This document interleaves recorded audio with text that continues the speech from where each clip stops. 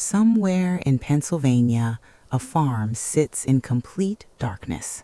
Not a single light in any window. Then, one. A small, warm glow in an upstairs room. She is already awake. She is always already awake. Her name is Ruth. She is 45 years old, and this is what she does before the world opens its eyes.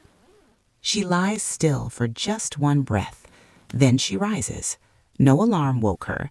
There's never been an alarm. Her body simply knows.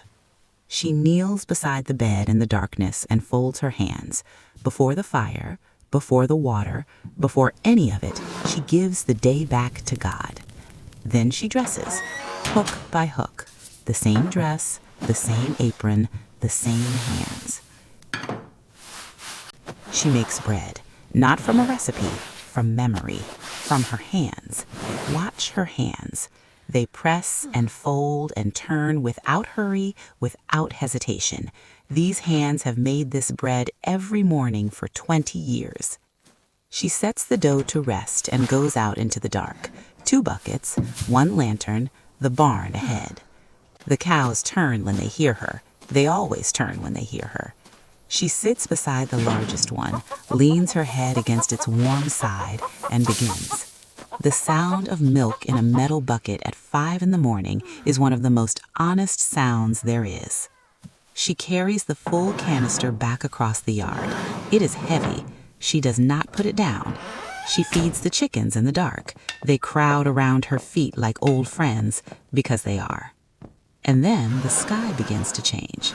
She stops, just for a moment, both hands holding her apron full of eggs, face turned upward.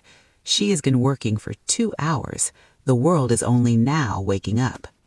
The bread goes into the oven. The kitchen fills with warmth. She pulls 2 perfect golden loaves from the fire and sets them on the table without ceremony. This is not a special morning. This is every morning. The family comes down. Eli, Hannah, the boy. They sit. They bow their heads. They eat. Ruth eats last. She always eats last and less than everyone else. No one notices. She does not need them to. Before they finish, she is already standing, pouring, clearing, washing. Hannah stands beside her at the sink. They do not need to speak. Hannah learned to dry dishes by watching Ruth dry dishes, the way daughters learn everything, by standing close enough to become it. She sweeps the floors. She beats the rugs. She carries the laundry across the yard. Then she goes to the garden. She kneels in the dark soil between the rows she planted herself and pulls weeds with her bare hands. Look at those hands, red from the cold water, dark with soil, a plain gold ring on her left hand. These are not the hands of a woman who has been idle. These are the hands of a woman who has been quietly holding everything together for 20 years. She preserves the summer in glass jars, one by one, row by row. She seals winter out with her own 2 hands.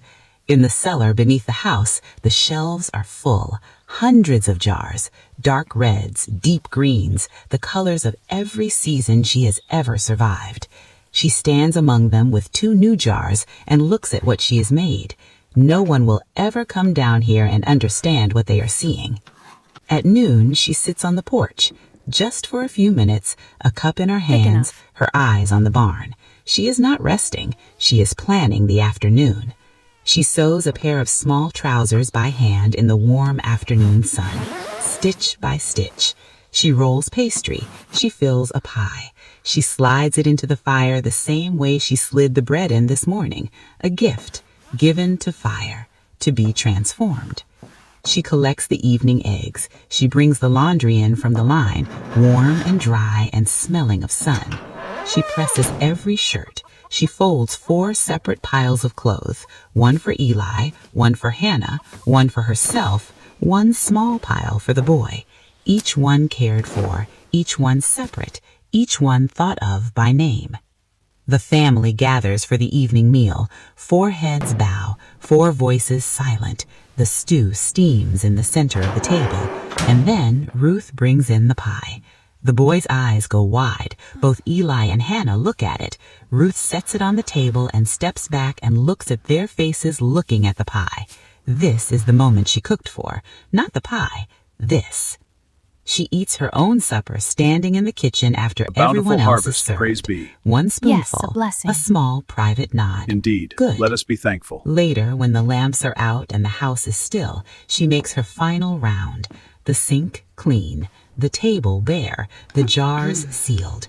She climbs the stairs with her candle at the same pace she descended them 16 hours ago. She unpins her cap and holds it in both hands in the candlelight.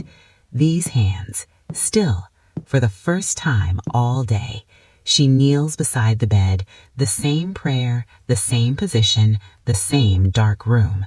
The day began between two hands folded. The day ends the same way. Outside, the farm is dark, every window black, and then one window, upstairs, a small warm glow.